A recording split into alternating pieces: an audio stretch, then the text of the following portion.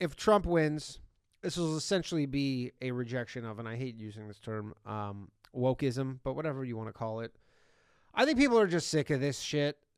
You know, they've watched it kind of amp up over the last 8 years. It didn't really abate in any fashion. You know, you can almost say it kind of crescendoed with the Olympics this summer, where two boxers who I somehow bet against.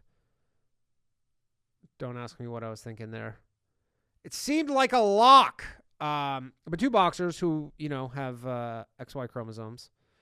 I wouldn't go as far as saying they're men. Because I don't actually believe that. I do believe they're both intersex, which is obviously not the same as being a man, but it does give you goddamn testes in your belly, and it gives you elevated testosterone. There's no question about that. Do I think they're full on men? No. If they boxed men, I think they would get the shit beaten out of them because there's still enough woman in them. But I think people are just sick of this shit. And if Trump wins, I think that'll be what the vote is. That and just, you know, no more foreign wars and just stop sending American money to these countries to just basically go kill each other when America has its own problems. Enough of its own problems, for sure. And I think that'll be the case for a Trump victory. If Kamala Harris wins, I think it's pretty obvious why. It'll be women and abortions. That's it.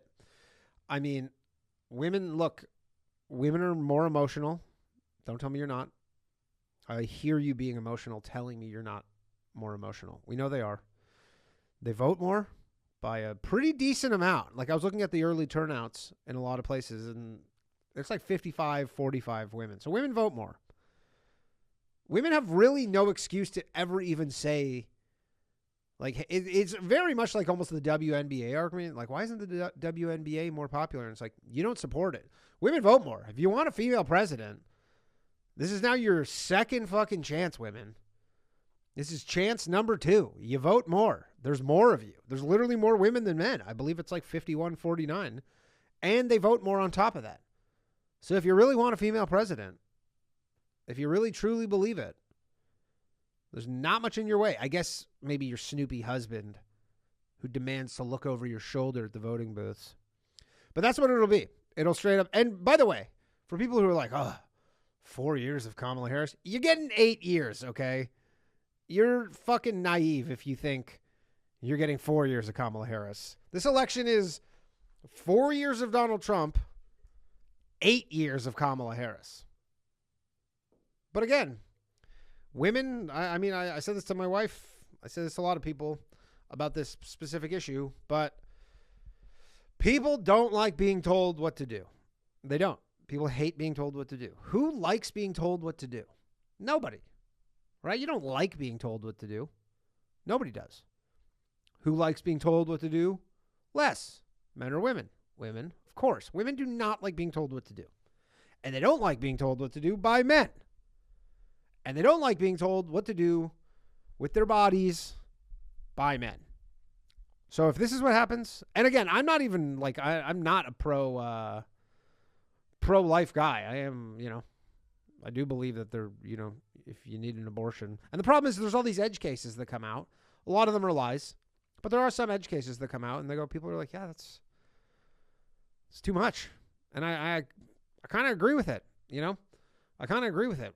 Like states that are, from what I understand, just outright banning abortion. I couldn't get I was looking into it yesterday to see. It's, if you Google it, it says there's like 13 states that have completely banned abortion. But, they have these edge cases where there was some woman on 60 Minutes last night, and she's like a doctor, and she had some complication. Her baby was all like mangled inside of there, and she's like, lives in Texas and like couldn't get it. That just doesn't do well.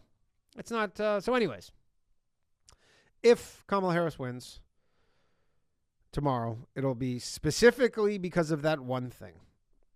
And I blame the men. I blame the husbands for not getting your goddamn wives in line. You tell them who to vote for, and then if they are truly subservient women in the eyes of the Lord, They will do your bidding. But these guys are just a bunch of pussies. So, I mean, my wife voted for who I told her to, Jill Stein. And that's what you do.